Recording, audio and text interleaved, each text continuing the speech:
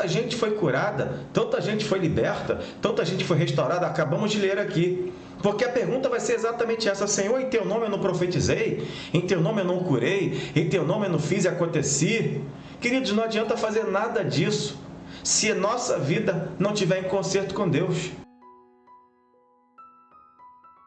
Ou a gente vai para a glória com Cristo Jesus, ou a gente, infelizmente, vai para o inferno e vai arder no lago de fogo e enxofre. Só tem esses dois caminhos, só tem essas duas saídas e não tem para onde correr. Evidentemente que nós, como crentes no Senhor Jesus Cristo, queremos, é óbvio, né? Queremos ir para a glória com Cristo Jesus. A gente sabe que não é mérito nosso, não tem jeito. Não é por obras que nós somos salvos, é por graça. Acabamos de louvar. Graça, graça. A mim basta a graça do Senhor Jesus, do Deus Jesus Todo-Poderoso. Então, se a gente não vai para o céu por obras, e se a gente vai para a glória por graça e por infinita misericórdia de Deus e, é claro, pelo Senhor Jesus Cristo, fica mais fácil para a gente, né?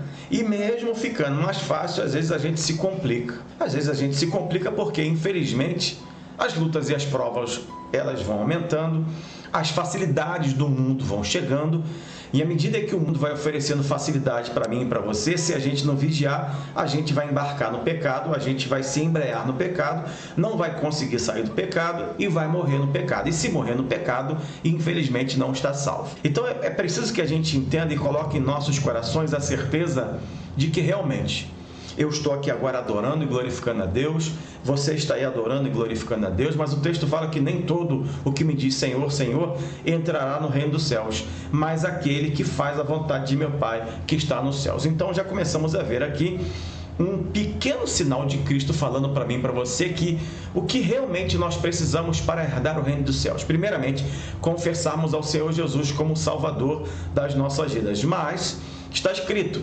precisamos fazer a vontade de Deus. E aí, queridos, nós vamos falar nessa noite sobre fazer a vontade de Deus. Porque eu tenho certeza que um dos maiores dilemas nossos é fazer a vontade de Deus. Nós queremos fazer a vontade de Deus. Você quer fazer a vontade de Deus. A cada dia nós queremos fazer a vontade de Deus. E a gente fica naquela: será que é isso que eu estou fazendo é da vontade de Deus? Será que isso que eu estou... que eu vou é da vontade de Deus? Será que isso que eu estou pedindo é da vontade de Deus? Obviamente nós temos que entender que o Espírito Santo vai mover nossos corações, vai mover nossas vidas, e a gente vai entender claramente e facilmente que tem coisas que não são de Deus, e você vai ver na hora que aquilo não é de Deus. Lugares que você não é para estar, enfim, situações que não é para você fazer, você já sabe que a própria Bíblia já vai dizer para você que não está certo, ok? Então, entenda no teu coração.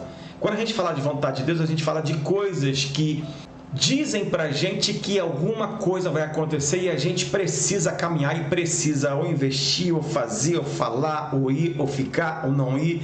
E aí é que vem a dúvida: será que é da vontade de Deus? Será que é da vontade de Deus que eu vá procurar esse emprego? Será que é da vontade de Deus que eu aceite essa proposta? Será que é da vontade de Deus que eu vá naquele lugar, que eu não vá, que eu faça, que eu não faça? E aí... isso é temor, e é bom que esteja em nós esse temor. Mas o texto aqui fala em termos de salvação. Eu estou falando vontade de Deus acerca das coisas que acontecem nesta terra, das coisas que a gente tem que fazer. Mas quando a gente fala de salvação, e esse texto aqui fala de fazer a vontade de Deus, o que seria fazer a vontade de Deus? Os próximos textos vão dar para a gente uma dica do que está falando essa vontade de Deus aqui. Ou seja, daquilo que o Senhor está falando para as nossas vidas e que precisa acontecer. E aí a gente vai começar a ter resposta nos próximos versículos. O versículo de número 22 fala assim: muitos me dirão naquele dia: Senhor, Senhor, não profetizamos nós em teu nome? E aí a pergunta que eu quero fazer para você, e você vai me responder: profetizar no nome do Senhor Jesus, a gente não está fazendo a vontade de Deus? Entenda, né? Aquele que profetiza é aquele que fala em nome do Senhor. Será que ele não está fazendo a vontade de Deus? Então, não é essa a vontade de Deus aqui. Vamos entender, né? O texto continua e a gente vai para o texto. Eu vou ficar um pouquinho no texto aqui para a gente não ficar trocando de tela. Então, ó, presta atenção, gente. É fazer a vontade de Deus profetizar em nome dele? Aparentemente é, né? Então, a pergunta está aqui, ó. Senhor, não profetizamos nós em teu nome? E em teu nome não expulsamos demônios? Gente, o próprio Jesus falou: curar os enfermos e expulsar os demônios. Isso é uma ordem, um mandamento de Cristo. Ele falou, eu dou autoridade para vocês expulsar demônios. Então, não é fazer a vontade de Deus expulsar os demônios? E em teu nome não fizemos muitas maravilhas? Não é da vontade de Deus que no nome de Jesus nós façamos muitas maravilhas? Então, tudo isso aqui está intrínseco na vontade de Deus. Mas o texto de cima fala, nem todo o que me diz Senhor, Senhor, entrará no reino dos céus, mas aquele que faz a vontade de meu Pai que está nos céus. Aí a pergunta que fala para a gente e que fica para mim e para você, afinal de contas, profetizar não é fazer a vontade de Deus? Expulsar demônio não é fazer a vontade de Deus? Ministrar maravilhas não é fazer a vontade de Deus? E o texto continua, e então lhes direi abertamente, nunca vos conheci, apartai-vos de mim, vós que praticais a iniquidade. Então vamos dar explicação para isso, porque a gente já viu aqui que não é essa vontade que Deus está falando, é outra história. Amados, eu vou ser muito claro, não vou dar rodeios não. Não adianta, no nome de Jesus o milagre vai acontecer. No nome de Jesus a bênção vai acontecer. Existem pessoas que necessitam ouvir, existem pessoas que necessitam da graça de Deus. E mesmo aqueles que são usados ou que se colocam para ser usados e que não usam o nome de Jesus e alguma coisa acontece, e isto não abaliza que essas pessoas serão salvas. Porque aqui Jesus está falando que a vontade dele é que nós estejamos conforme a palavra dele. E aí eu vou mais longe. Porque infelizmente muita gente, eu não vou citar nome aqui, atenção, não vou citar nome, tá? Mas eu vou dar um exemplo claro de uma famosa líder que hoje infelizmente se encontra num cárcere, está presa, né? E vai ficar um bom tempo presa.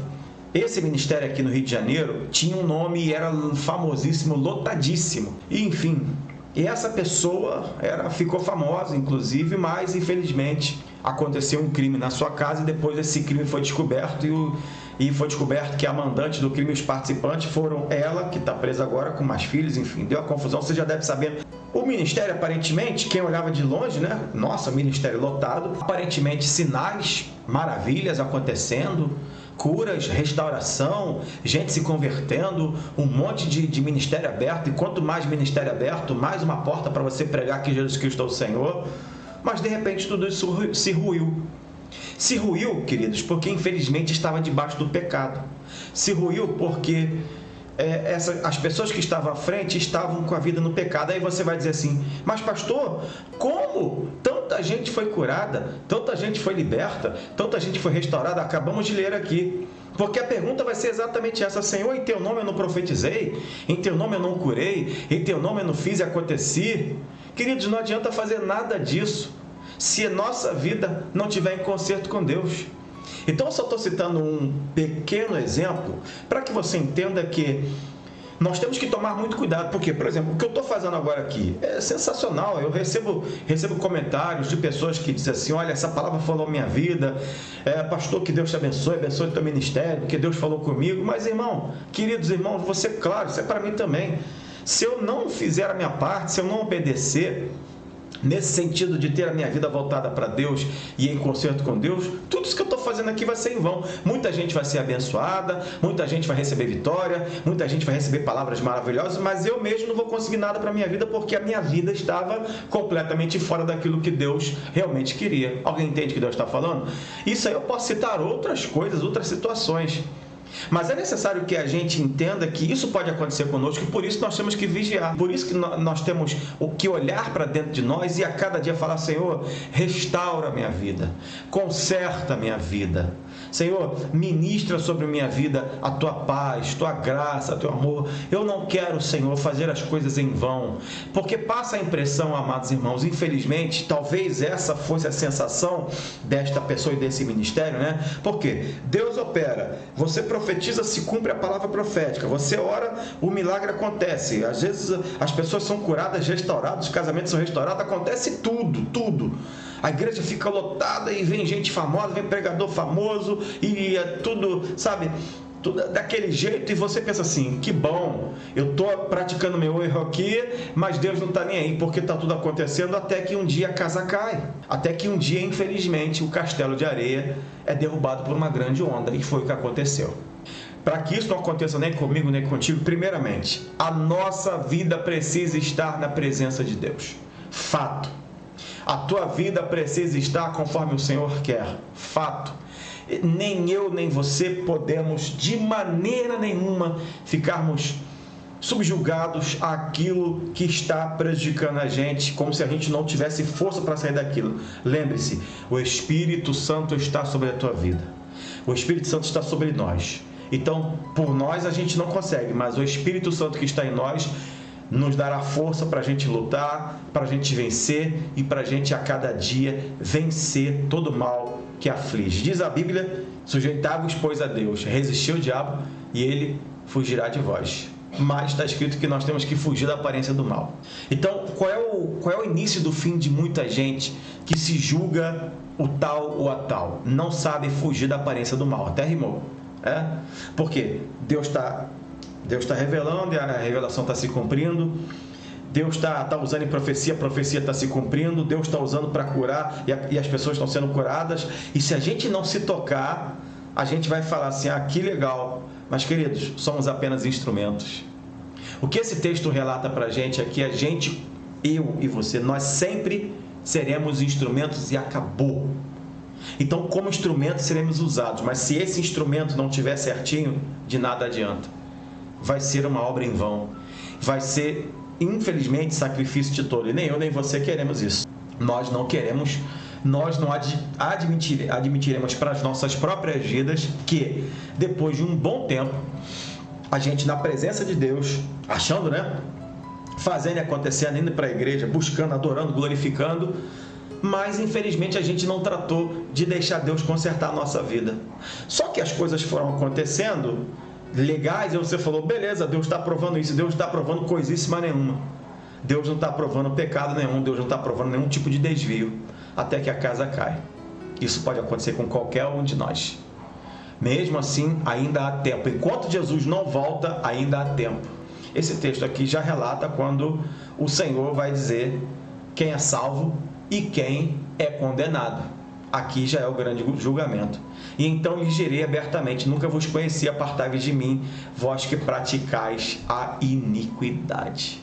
Então, coloque no teu coração uma certeza. Na hora que Jesus voltar para mim e para você, se a gente tiver salvo, vamos para o seio de Abraão. Mas se infelizmente nós estivermos morrendo nos nossos delitos, iremos para o lugar de tormento.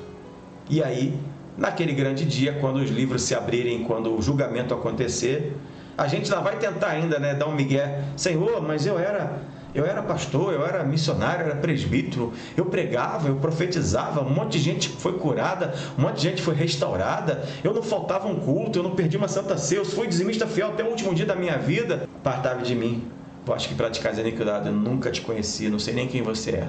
Sabe o que significa isso? Pessoas que achavam que estavam frequentando, fazendo tudo de maneira religiosa, mas não estavam vivendo na essência o verdadeiro evangelho. Então, que você e eu possamos ter a certeza em nossos corações que é necessário viver a essência do evangelho. E a essência do evangelho é fazer a vontade de Deus. E fazer a vontade de Deus é se consertar a cada dia. Eu não vou me consertar, você não vai se consertar. Quem vai consertar a gente é o Espírito Santo. Então, que o Espírito Santo esteja sobre a tua vida, esteja sobre mim, sobre você, e ao menor sinal de deslize, que voltemos para os caminhos verdadeiros e entendamos que só no Senhor Jesus Cristo teremos salvação. Necessitamos morrer em Cristo para jamais morrermos para sempre. Porque se o nosso corpo morrer em Cristo, nós seremos ressuscitados e viveremos com Ele para todo sempre. Então, ninguém quer ouvir essa frase, Nem eu, nem você. Que façamos a vontade de Deus. Que entendamos que a vontade de Deus precisa reinar em nossas vidas. E que vivamos essa vontade de todo o nosso coração, em nome de Jesus.